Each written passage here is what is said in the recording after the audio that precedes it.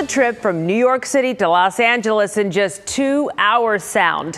What about New York to Europe in 4? As Sean Gigi shows us, it is one step closer to becoming a reality.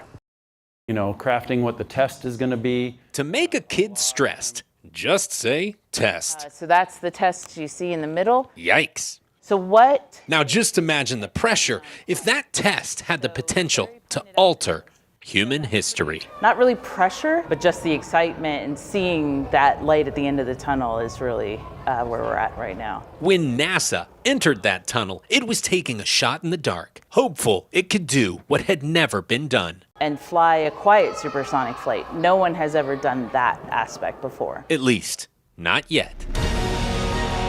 After years of tweaking and testing, NASA's X-59 plane will finally fly this year. I got to fire up the engine the other day. Nils Larson is the test pilot who will fly it. That's what we're going for. Get you across the country twice as fast to go see Grandma. Ever since we turned the engines on, it became real. Kathy Baum is X-59 project manager. We started building this aircraft. Wednesday, she, Nils, and other NASA officials talked to students at Dallas's Frontiers of Flight Museum about the plane. And we're going to go a little bit faster and a little bit faster and a little bit faster. They explained how the X-59 will fly supersonic, faster than the speed of sound. We've been working on this plane for a long time. Which is nothing new. The problem was it made a very, very loud sonic boom to go along with that fast speed. And it was so loud and disturbing. For that reason, flying supersonic is now illegal. So that's really what we're trying to change. 7 years of work led to this engineering marvel. So it's really exciting. At supersonic speeds, the X-59 will sound like a car door shutting in the distance. Following a few more ground tests, it will fly over numerous cities around the country. NASA will ask people on the ground if the sound bothered them. If the sound is less than this amount, If successful, it may be decades before it's available commercially. That's just many of the different ways. By then, we'll know NASA engineered it,